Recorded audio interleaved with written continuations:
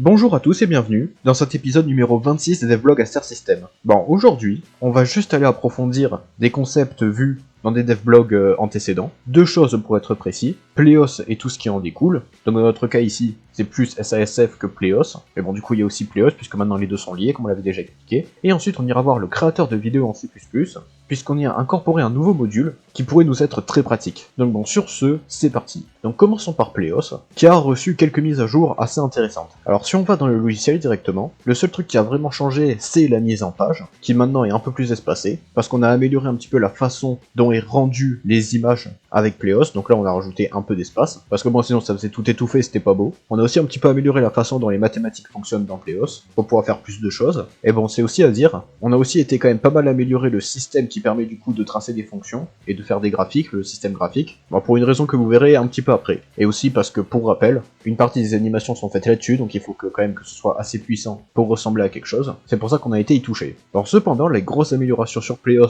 c'est pas ça, puisque bon, ça c'est cool, mais c'est pas le truc principal. L'idée, avec les améliorations qu'on a fait ici, c'était de grandement améliorer la façon dont il est possible de faire le rendu des informations présentes dans le logiciel. Le meilleur exemple, à mon avis, c'est la partie qu'on a vraiment le plus travaillé dessus, le calcul propositionnel, où on a rajouté quand même pas mal d'illustrations, donc ici des tableaux surtout, pour chaque paragraphe. Parce que bon, l'idée, pour rappel, c'est de rendre la prise de notes dans ce logiciel extrêmement facile, et donc la réalisation d'illustrations de ce genre aussi extrêmement facile. Voilà, on a quelques exemples pas mal pour illustrer ça. Donc en théorie des ensembles mathématiques, on a une illustration de l'équipotence de n et n privé de 0, prouvant qu'il y a autant d'éléments dans n que dans n privé de 0. Bon, je vais faire de la théorie des ensembles ici, mais on en a parlé un petit peu sur un système lien si vous voulez. On a l'équipotence ici de n et z, l'équipotence de n et q, qui nous a permis d'ailleurs de créer des arbres pré-enregistrés directement dans le logiciel, ce qui n'était pas le cas avant. Avant, il fallait le créer à la main, là c'est plus obligatoire. Ici, c'est un arbre de Stern-Brocotte, donc un arbre qui contient en gros toutes les fractions possibles si on le développe. Voilà, on a mis une petite partie ici. Et ici, du coup, un dernier tableau qui montre la non-équipotence de l'ensemble des naturels et des réels, avec ici une petite explication. Ça a été ce genre d'illustration qui nous a pris le plus de temps, parce que bon, l'idée, pour rappel, c'est vraiment d'avoir genre 3 lignes de texte, et qui convertissent tout ça en une illustration bien complète. Donc pour ça, il faut un truc particulièrement solide, bon maintenant c'est le cas. Et en plus, un autre truc à rajouter, c'est que bien que c'était déjà possible de mettre tout ça dans le site web sous SASF,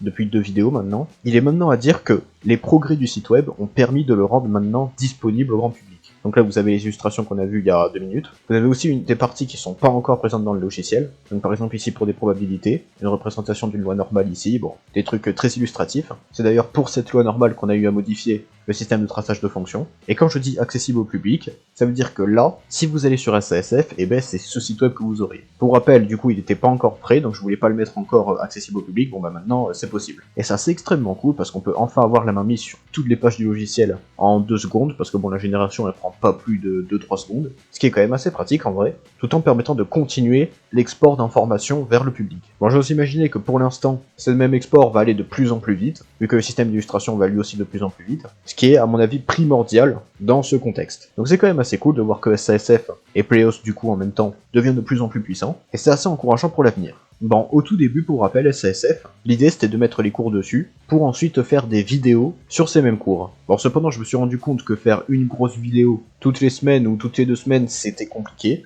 Donc c'est pour ça qu'à la place, du coup, on a fait des shorts. Et bon, c'est quand même dommage parce que les grosses vidéos, ça a quand même quelques avantages par rapport aux shorts. C'est plus long. Et peut-être qu'à partir de maintenant, la tendance va s'inverser, puisqu'on a fait quelque chose qui pourrait rendre le fait de faire de grosses vidéos beaucoup plus simple. C'est cette deuxième partie là, où on va se concentrer sur la partie vidéo de SCLS, parce que bon, du coup, j'imagine que cette partie vidéo fera partie de SCLS. J'avais pensé à SCLS vidéo lumière à voir. Bon, pour ça, on a encore le temps. Alors, qu'est-ce qu'on a fait, du coup, qu'est-ce qu'on a modifié? Alors, on a créé un système déjà de générateur de vidéos, dont je ne vais pas parler ici parce que je pense qu'il n'est pas encore assez rempli, et puis de toute façon c'est pas le principal pour l'instant, parce que le principal c'est les améliorations qu'on a apportées au système de décodeur. Parce que pour rappel, du coup, pour décoder une vidéo, donc un point MP4, on avait fait pour ça une classe spécifique qui s'appelle vidéodécodeur, qui n'était pour l'instant capable de traiter que de la vidéo, et pas le son, parce que pour ceux qui savent pas, parce que pour être parfaitement honnête, je savais pas non plus avant de m'attaquer à ce sujet-là, bien que vous ayez tout dans un même fichier, la partie vidéo et son sont bien séparés les uns des autres. On appelle ça des streams,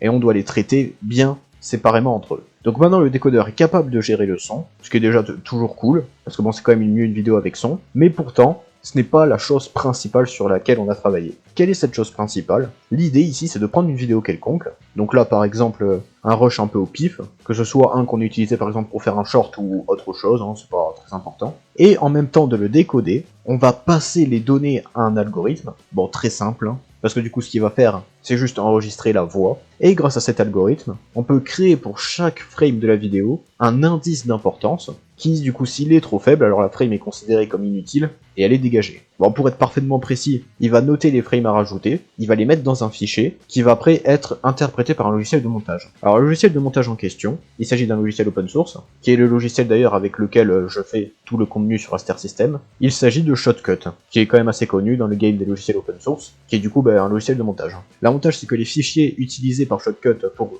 avoir les informations sur les projets de montage sont assez simples, c'est des fichiers en .mlt, avec dedans du pur XML, donc assez facile à comprendre, et donc en modifiant un petit peu, on sample la charcuterie, on peut créer une suite de XML qui permet de dire au logiciel de montage, prends dans le rush de la vidéo sélectionnée seulement la partie qui est considérée importante. Comme ça, on a déjà la vidéo pré-montée, ce qui est bien évidemment beaucoup plus rapide, puisqu'on n'a pas la partie cutage à faire. Et donc on n'a que la partie fun à faire, donc vraiment le montage en lui-même. Et donc maintenant que cette partie peut être traitée par cet algorithme, en sachant que c'était la partie qui me prenait le plus longtemps à traiter, et ben maintenant faire des grosses vidéos devient beaucoup plus simple. Bon, le seul problème c'est que traiter de la vidéo comme ça c'est pas facile, et l'algorithme j'ai quand même pas mal galéré à le faire, et il y a pas mal de fois où j'ai failli m'arracher les cheveux à cause de ça. Donc c'est un truc lent mais qui s'améliore petit à petit. Bon, pour l'instant, ce que j'ai fait pour tester, c'est que j'ai pris un gameplay donc que j'ai fait moi-même sur un jeu vidéo que j'aime bien, War Thunder, peut-être vous connaissez, et la vérité c'est que c'est assez propre. Ce gameplay sera accessible dans la description si vous voulez aller voir ce que ça donne. Bon là j'ai mis en 144p parce que j'ai pas de connexion. Bon, le seul problème c'est que du coup,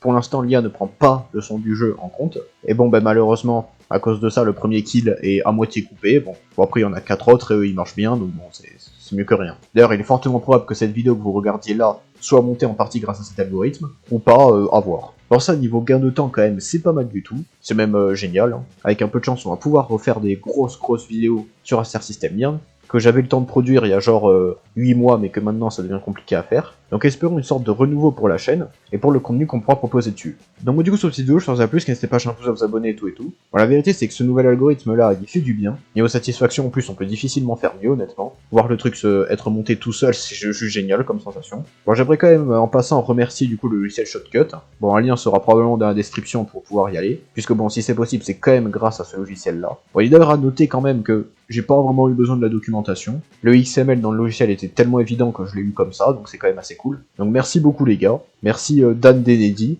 un des développeurs principaux du logiciel. Merci Charlie Leggett d'avoir eu l'idée en 2004. Et merci moi-même d'avoir fait cet algorithme. Donc sur ce, c'est une bonne journée, une bonne vie, un bon encodage de vidéos. Et sur ce, je vous dis à plus.